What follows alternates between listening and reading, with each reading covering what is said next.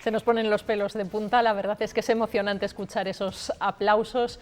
Veíamos cómo se producían en la ciudad de León, pero han sido simultáneos a las 10 de la noche en todo el país, en agradecimiento al esfuerzo que está haciendo todo el personal sanitario para combatir esta crisis tan dura del coronavirus que ha dejado a España desde esta noche en estado de alarma por segunda vez en democracia, pero esta vez con unas medidas restrictivas muy tajantes que nos van a obligar a cambiar, les decíamos, nuestro modo de vida las próximas 2 semanas.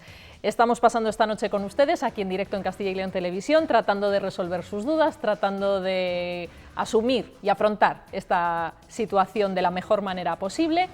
Y tenemos al teléfono a Sandra, que nos llama para hacernos una consulta. Cassandra, perdón, me entendía mal el nombre. Cassandra, muy buenas noches.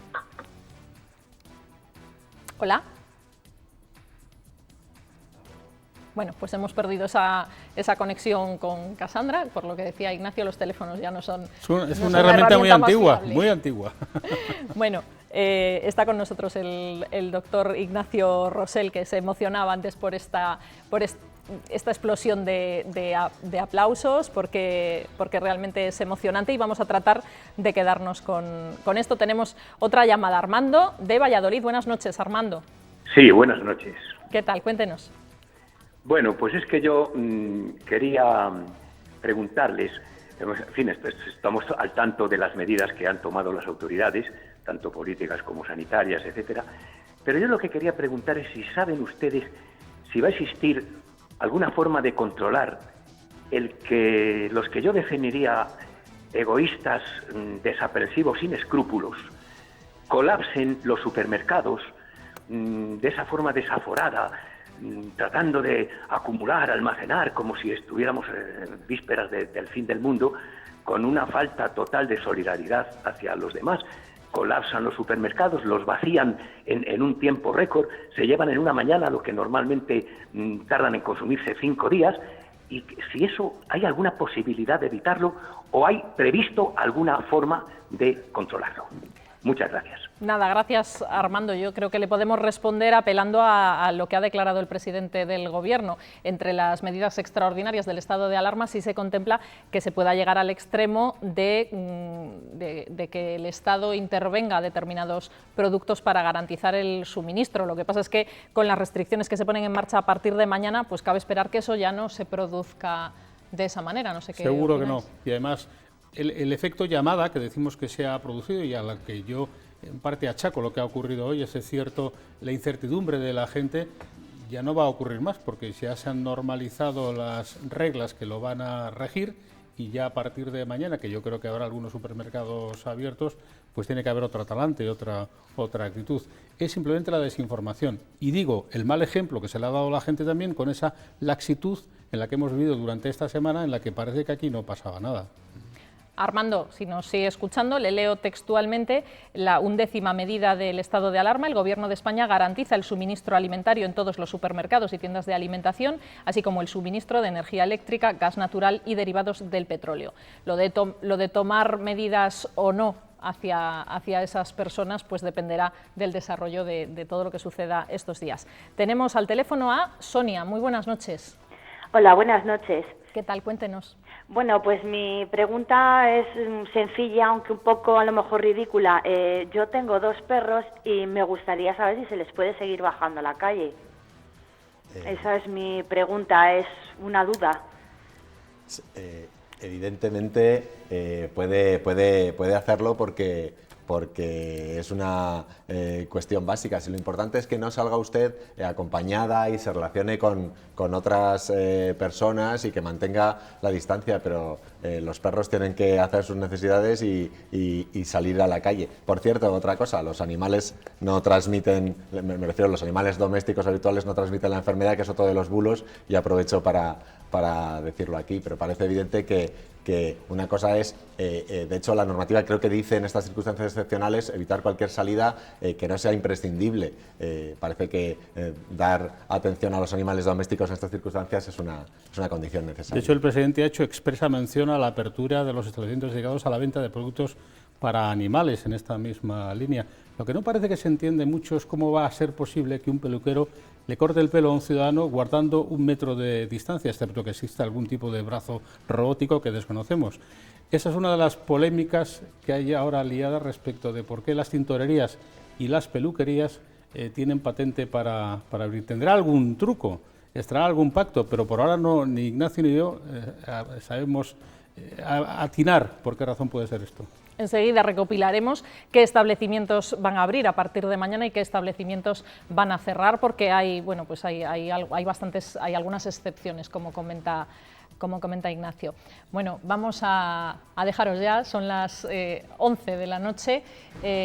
Ignacio Fernández, delegado de A3 Media en Castilla y León, muchísimas gracias, como siempre, por acompañarnos y ayudarnos a aclarar la información.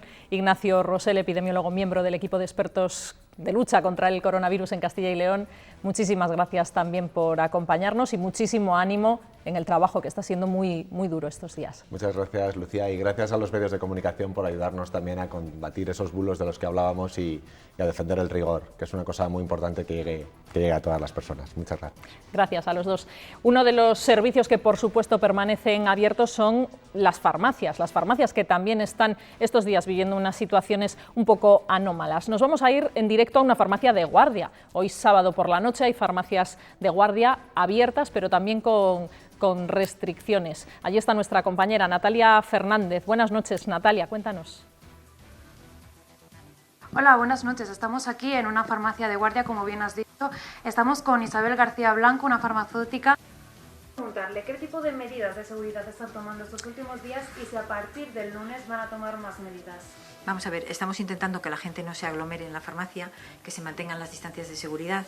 Estamos dudando si poner alguna mampara transparente para poder mantener un poco a la gente alejada y, sobre todo, mantener las distancias de seguridad entre unos y otros. ¿Centros de salud? Sí, la gente siempre nos consulta mucho y ahora hay mucho miedo. Intentamos tranquilizarles, decirles que tomen las medidas que ha dicho el gobierno, que nos quedemos en casa, que nos lavemos mucho las manos, que la gente de riesgo, si tiene que salir, intente ponerse una mascarilla. Todas estas medidas que son de sentido común y que conocemos todos. ¿Están ustedes abastecidas? ¿Tienen material? Pues estamos abastecidos, vamos a ver, de medicamentos en principio sí. Hay faltas, hemos tenido faltas de mascarillas que no nos están mandando, de geles hidroalcohólicos, que hay mucho, que aunque insistimos que la gente en su casa se lave muy bien las manos, que es lo mejor, pero bueno, siempre cuando vas a algún sitio y no puedes tener una higiene de manos, pues un gel viene bien. Esos nos están faltando, las mascarillas, los geles, está faltando algo de alcohol, pero bueno, el suministro de medicamentos en principio está bien, garantizado.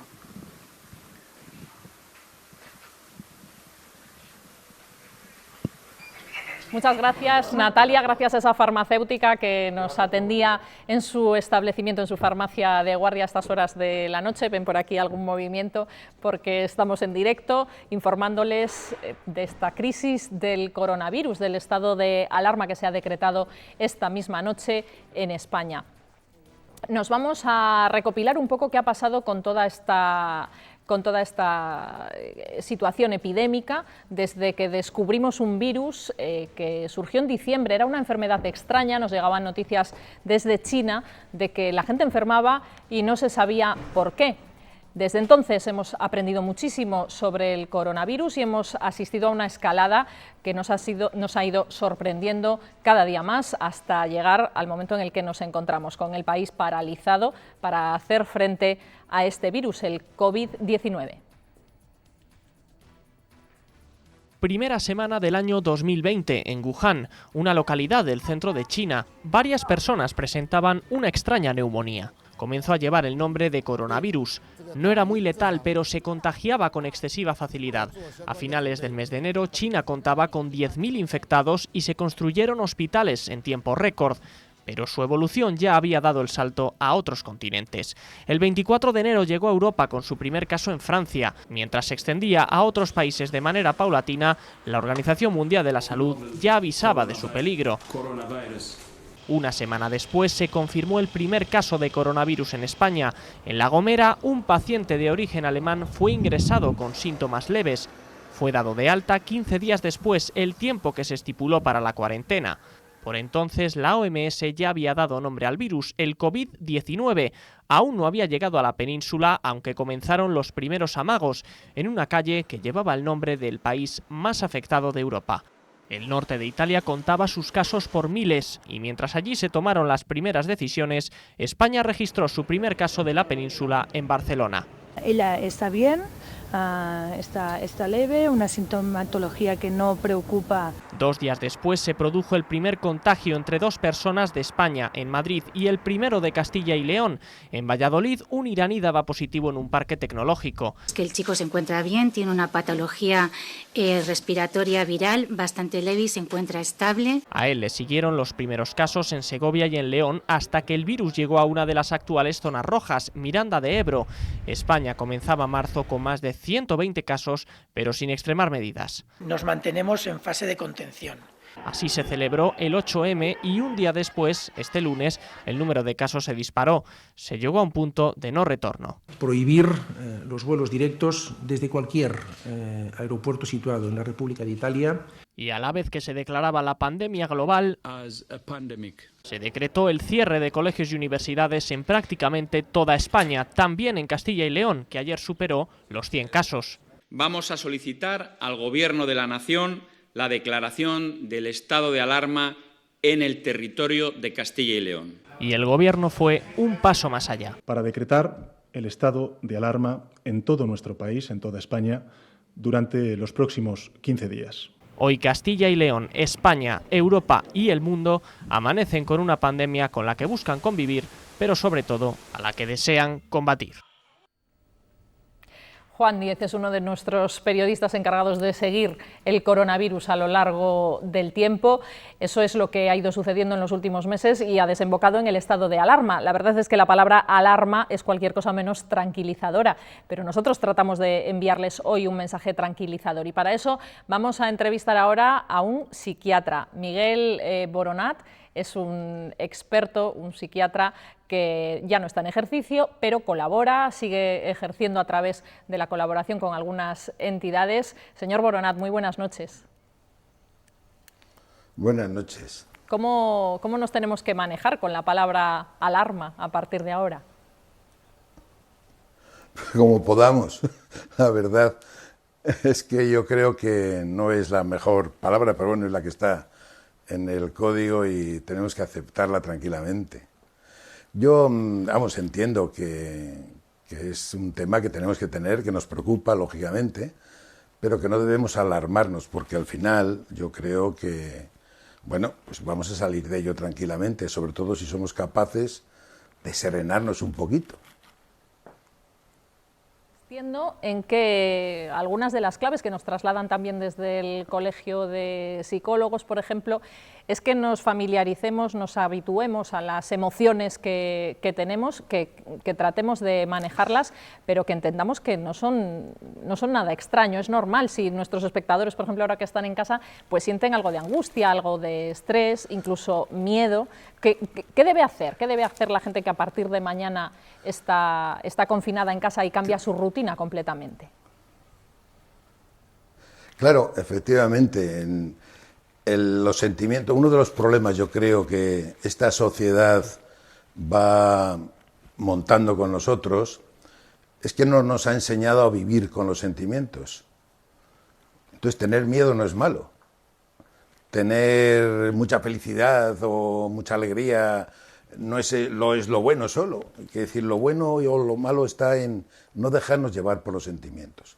Entonces, efectivamente, como no hemos aprendido a no dejarnos llevar de los sentimientos, pues, bueno, estamos así un poco atascados. Pero no es más que eso, es un problema de mejorar nuestra relación con nuestros propios sentimientos. Y a partir de ahí, pues bueno, establecer unas... Sí, dime, perdona. No, digo que uno de los mensajes va en el sentido de que este recogimiento, ¿no? Porque nos toca recogernos, pues que tratemos de también reencontrarnos con nosotros mismos, ¿no? Porque estamos con una sociedad con mucho ruido y a lo mejor lo que hay que hacer es calmarnos, encontrándonos a nosotros mismos un poco. Yo les decía ahora que efectivamente vamos a aprovechar para hacer un poquito de silencio interior y encontrarnos con nosotros. Eso también asusta, ¿eh?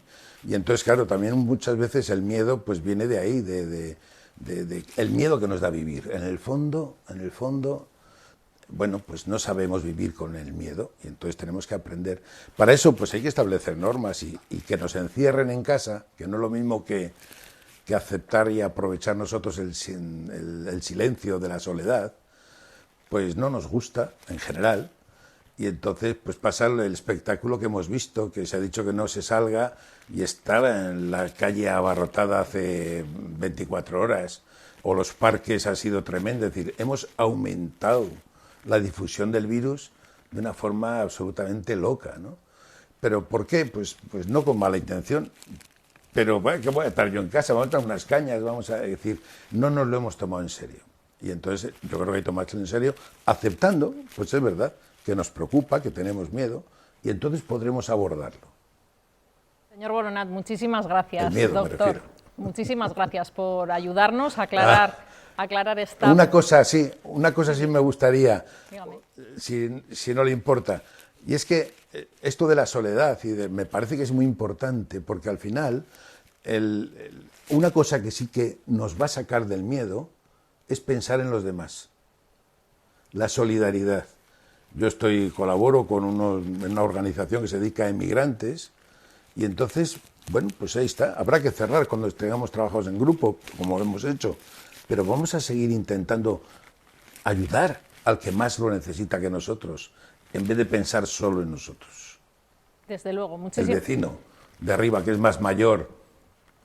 Eso nos decía, hemos tenido aquí a un experto del grupo de expertos de lucha contra el coronavirus y hablábamos precisamente de la solidaridad, de lo que se impone ahora es ayudar al vecino que no puede bajar a hacer la compra, ayudar a las personas que están solas y estar mucho más pendientes de la gente que está sola. Eso es, pensar en ellas. Esto es lo que nos va a sacar.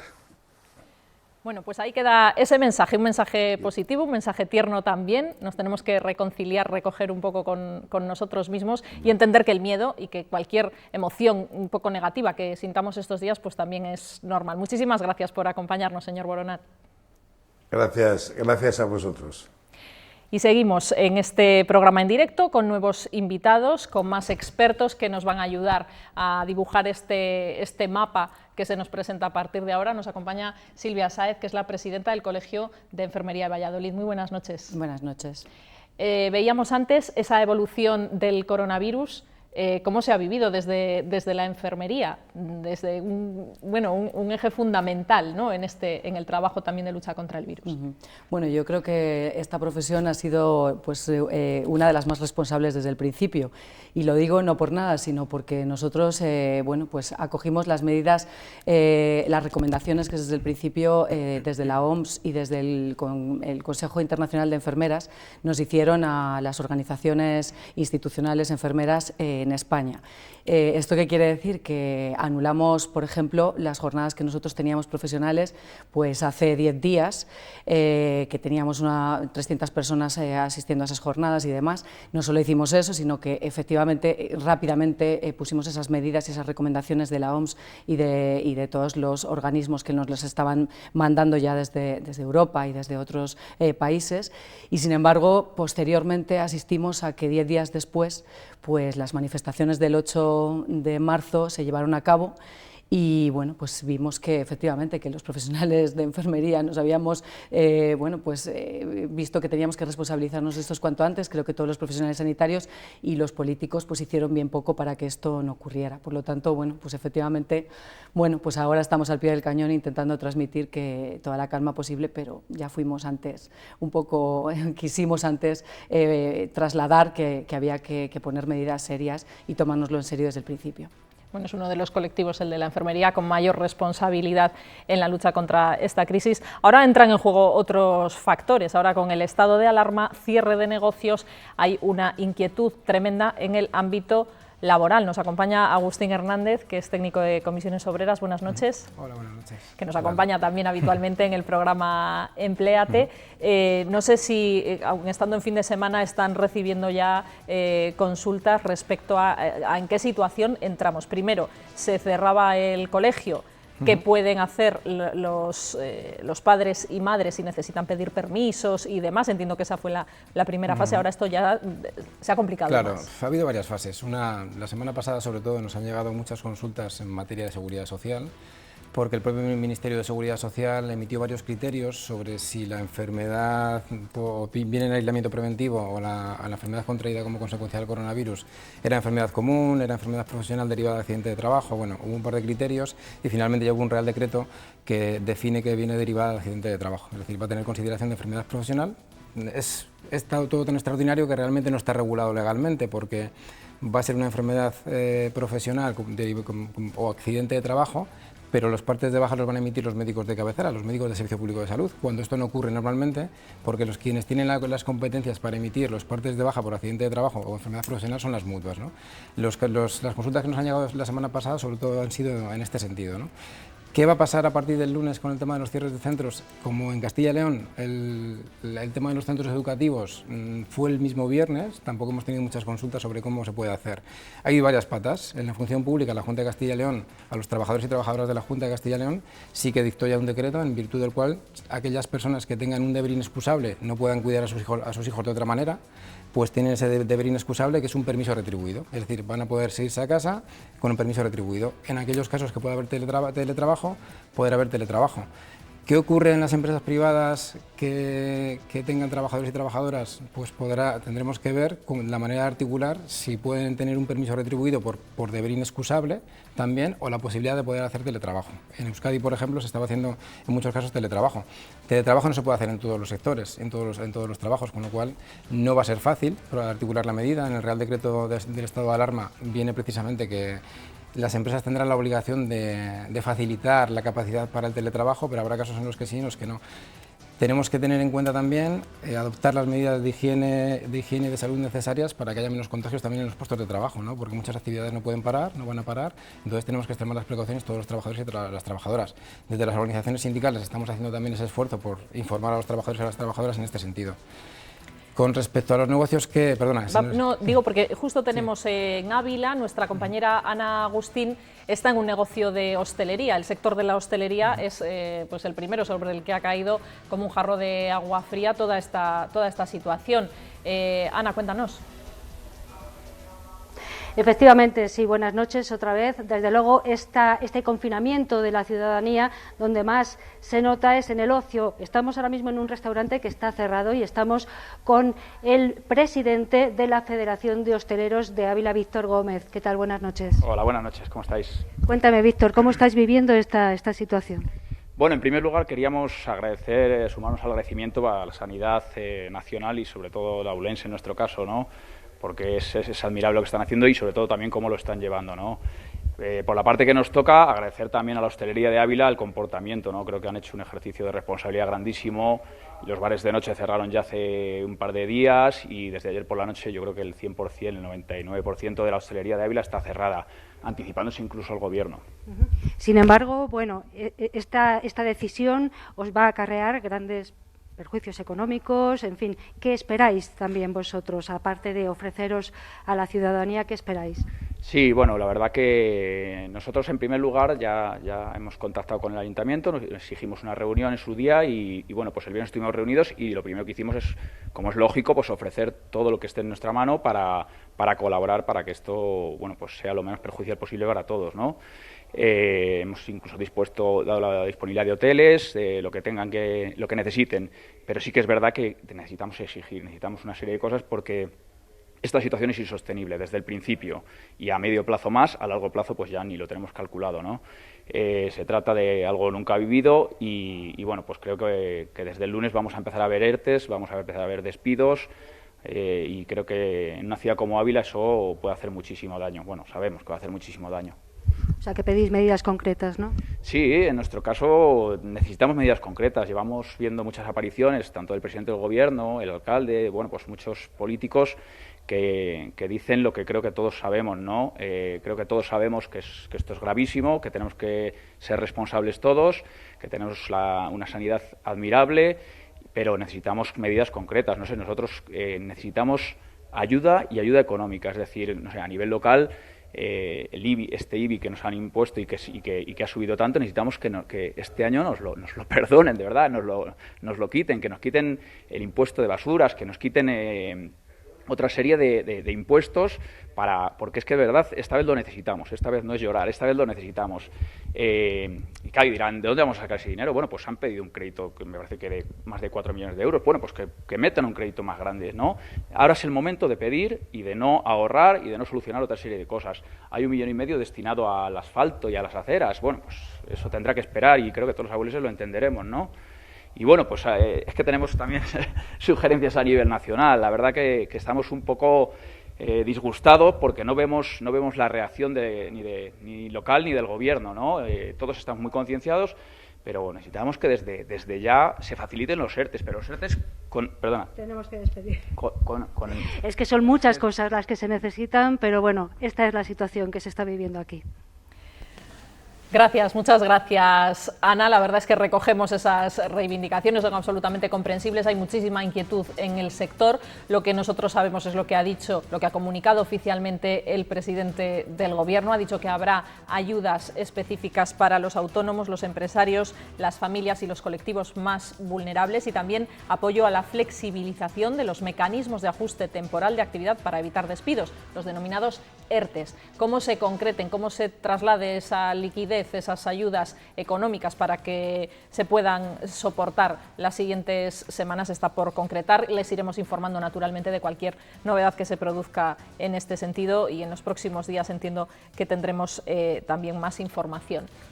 Vamos a cambiar de capítulo, estamos alternando de unas cuestiones a otras. Se desata una oleada de solidaridad, no solo en la parte más social y afectiva, sino también en la parte profesional, en el mundo de la red, en Internet. Tenemos al teléfono a César Casado, que es médico y creador de la app My Doctor. César, muy buenas noches. Hola, ¿qué tal? Buenas noches. Bueno, usted es un médico online. Sí, bueno, yo soy un médico que ejerzo en el Hospital de la Paz de Madrid y hace ya unos años comenzamos con una aplicación de teleconsultas. ¿Y qué cambia para usted en estos días? ¿Qué ha puesto en marcha para acompañar este estado de alarma? Bueno, como naturalmente en los hospitales, no solo en Madrid, también en Castilla y León, por supuesto, hemos limitado mucho la asistencia hospitalaria de todos nuestros pacientes, pues hemos dispuesto que la aplicación responda de forma gratuita las consultas de estos pacientes que no se pueden desplazar a los hospitales. Hay mucha incertidumbre, sobre todo respecto al virus o respecto a otras consultas. De todo, claro, por supuesto la vida no para. Es decir, en los hospitales seguimos atendiendo pacientes con enfermedades oncológicas, pacientes con traumatismos y pacientes crónicos que requieren asistencia hospitalaria. Pero los pacientes siguen teniendo además otras consultas que se están difiriendo, por así decirlo. Hay una serie de consultas que son preferentes, pero que ahora mismo no pueden ser atendidas en el ámbito hospitalario, y para eso está nuestra solución, y por eso nos ponemos a disposición de la población de forma gratuita, de tal forma que puedan consultar a especialistas rápidamente desde cualquier lugar del mundo, desde cualquier lugar de España en este caso, y de forma rápida y eficaz. Esta es la solidaridad que se despierta en la red, porque es cierto que a partir del lunes las consultas programadas se van a cancelar, se cierran todos los servicios, los médicos, según nos transmitía la Consejería de Sanidad en la Junta de Castilla y León, los médicos se pondrán en contacto con los pacientes para cancelar esas citas, porque seguro que muchos de nuestros espectadores tienen esa duda de qué ocurre con las citas a partir de ahora. Si hay otros mecanismos alternativos para realizar las consultas, pues bienvenidos sean, doctor Casado. Me decía que usted, además de burgalés, es médico en el Hospital de la Paz, así que le transmitimos también todo nuestro ánimo, porque son jornadas especialmente duras en la Comunidad de Madrid. Claro que bueno, y también hay en Castilla y León, ¿eh? Yo tengo muchísimos amigos en Burgos. Esta aplicación, surge también a través de un grupo de desarrolladores también burgaleses, Inforapps, que son unos chicos estupendos que han hecho una aplicación que funciona fenomenal, y yo sé que mis amigos ahí en Burgos, en el hospital, igual que los de Valladolid, igual que los de León, pues están pasando por unos momentos muy, muy complicados. Bueno, pues un saludo también desde aquí. Muchísimas gracias, César Casado, médico, por atendernos esta noche. Gracias. Gracias a ustedes, un abrazo. Seguiremos comentando a lo largo del programa muchas otras iniciativas solidarias también que se están desarrollando online, en la web, para que la gente pueda asistir a consultas psicológicas también si lo necesita. Hay muchos psicólogos que se han puesto a disposición de los internautas, de la población en general, a través de Internet. Vamos a recapitular algo muy importante. A partir de mañana, les decíamos, cambia nuestra vida, va a tener que cambiar sí o sí nuestra rutina. Vamos a recopilar a qué lugares vamos a poder ir y a qué lugares no vamos a poder ir. Eduardo. Bueno, también es más o menos fácil distinguir estas dos opciones, a dónde se puede ir y a dónde no. Ya conocíamos algunas, las que aprobó ayer la Junta de Castilla y León en el Consejo de Gobierno extraordinaria. Por ejemplo, en materia de educación, empezando por el sector público, se suspende la actividad docente presencial a todos los niveles. También se cierran residencias universitarias, aunque se permanecen abiertas aquellas en las que hay, como hemos visto hace un momento en León, personas extranjeras que por causa de fuerza mayor no pueden volver a su país de origen. También se suspenden las visitas a centros de mayores, salidas de residentes al exterior, se cierran los centros de día, centros ocupacionales. Castilla y León está desde esta tarde declarada zona de transmisión comunitaria y eso también, como hemos comentado antes, significa que se cancelan, se suspenden las consultas en atención primaria y especializada. Cerrado también el sector del ocio, ya dentro de lo privado, cafeterías, restaurantes, ocio, cine. Este icono lo teníamos preparado antes de la comparecencia del presidente del Gobierno, Pedro Sánchez, después de ese Consejo de Ministros de hoy, pero por concretar un poco el tema de peluquerías, como también decíamos antes, en quinto lugar de esa comparecencia, de esa medida, se suspende la actividad comercial minorista, excepto alimentos, bebidas, productos y bienes de primera necesidad, farmacias, médicos, ópticas, productos higiénicos, prensa, combustibles, tancos, también alimentos para animales, peluquerías y comercio por internet o telefónico. Muchas gracias, Eduardo. Tenemos bastantes restricciones, iremos viendo lo que está abierto y lo que está cerrado. Tenemos una conexión telefónica con Fernando Rey, que es... No tenemos una conexión más que telefónica, tenemos la imagen de Fernando Rey, que nos atiende desde su domicilio. Es catedrático de Derecho Constitucional, ha sido consejero de Educación de la Junta de Castilla y León, también lo conocerán por eso. Muy buenas noches, Fernando Rey. Hola, muy buenas noches, Lucía, ¿qué tal? Consultarle como experto en Derecho Constitucional qué valoración se puede hacer del decreto de estado de alarma que nos ha presentado el presidente del Gobierno. Es un desarrollo con 11 medidas bastante drásticas que van a condicionar mucho nuestra vida a partir de mañana. Pues sí, Lucía, la verdad es que este decreto era absolutamente imprescindible ya, ¿no? Incluso se puede plantear si tendrían que haberlo dictado quizá hace una semana o antes, ¿no? Es un decreto que habilita al Gobierno central a adoptar una serie de medidas más intensas, más exigentes que las que se venían adoptando hasta ahora y que además va a unificar el tratamiento de la lucha contra el virus en todo el país, porque si os fijáis, hasta el momento básicamente eran las competencias autonómicas, las autonomías las que estaban tomando unas medidas, en unos sitios se cerraban colegios, en otros no, etcétera, ¿no? Ahora por fin se va a normalizar la situación, ¿no? Nos llama a nosotros la atención, llama la atención en este decreto precisamente que afecta a todo el territorio y que supone, digamos, tomar el control en los cuerpos y fuerzas de seguridad del Estado en Cataluña, por ejemplo, y País Vasco, que tienen sus policías autonómicas. Esto ha provocado el rechazo a priori de los presidentes autonómicos de esas comunidades. Sí, claro. Se entiende desde la óptica política nacionalista, pero la verdad es que esto carece de sentido, puesto que el virus es un problema que afecta a todo el territorio nacional y, por tanto, la solución tiene que ser nacional, ¿no? Precisamente el efecto más importante del decreto del estado de alarma es poner bajo una alta autoridad común todas las medidas de lucha contra la emergencia. Si os acordáis, el único precedente que hubo fue en el 2010 en relación a los controladores aéreos.